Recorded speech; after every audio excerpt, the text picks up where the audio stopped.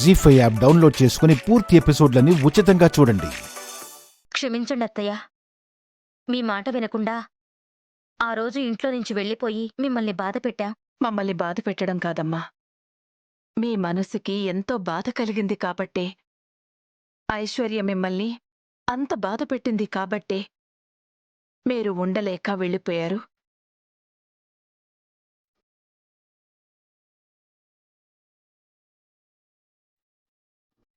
అందులో మీ తప్పే ఉంది. ఉంది మమ్మీ, మా తప్పు ఉంది. ఐశ్వర్య మమ్మల్ని బాధ పెట్టింది కదా అని మేము ఇంట్లోంచి వెళ్ళి మిమ్మల్ని బాధ పెట్టడం తప్పే మమ్మీ.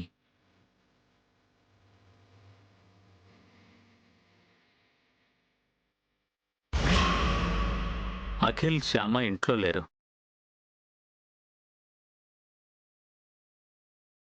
అరుణ్ ఏమో ఫారెన్లో ఉన్నాడు. డాడీ మంచంలోంచి లేవలేని స్థితిలో ఉన్నారు. అటువంటి పరిస్థితిలో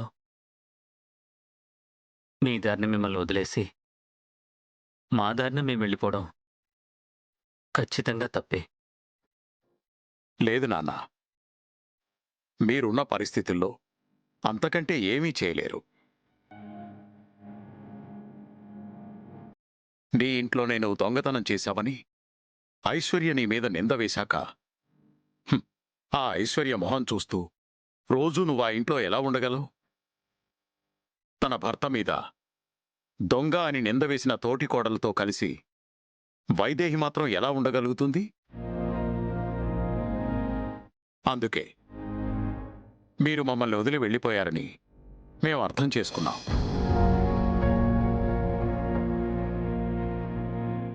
మీరలా వెళ్ళిపోవడంలో మీ తప్పు లేదని మా బుద్ధి మాకు చెప్తున్నా మా మనసు మాత్రం తట్టుకోలేకపోయింది నాన్న.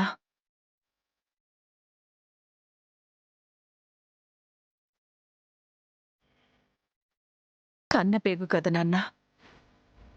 మమ్మీ,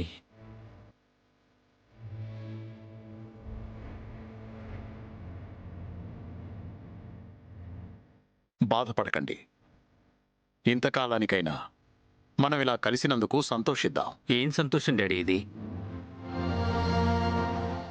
ఇంద్రభవనం లాంటి ఇంట్లో మహారాజులా ఉండాల్సిన మీరు ఇలాంటి ఇరికింట్లో అద్దెకుంటున్నారు.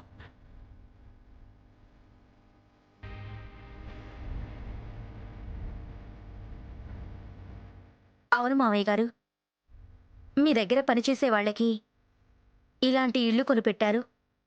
అలాంటి మీరు ఇటువంటి ఇంట్లో ఉండాల్సిన పరిస్థితి వచ్చింది. బాధపడికక్క, పరిస్థితులు ఎప్పుడూ ఒకేలా ఉండవు. కన్నయ్య దయవల్ల మనకి మంచి రోజులు వస్తున్నాయి. అత్తయ్య మావయ్య గారి ఆశీస్సులతో మళ్ళీ త్రిబుల్ ఏ మసాలా కంపెనీని ప్రారంభించాము.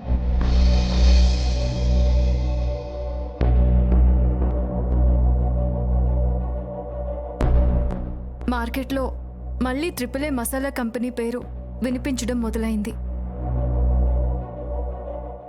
అవునా? ట్రిపుల్ ఏ మసాలా కంపెనీని మళ్ళీ మొదలు పెట్టారా? త్రిబుల్ ఏ మసాలా కంపెనీ తొందరలోని మార్కెట్లో నంబర్ 1 మసాలా కంపెనీ అయ్యేలా చేద్దాం అన్నయ్య. తప్పకుండా చేద్దాం అఖిల్, తప్పకుండా చేద్దాం.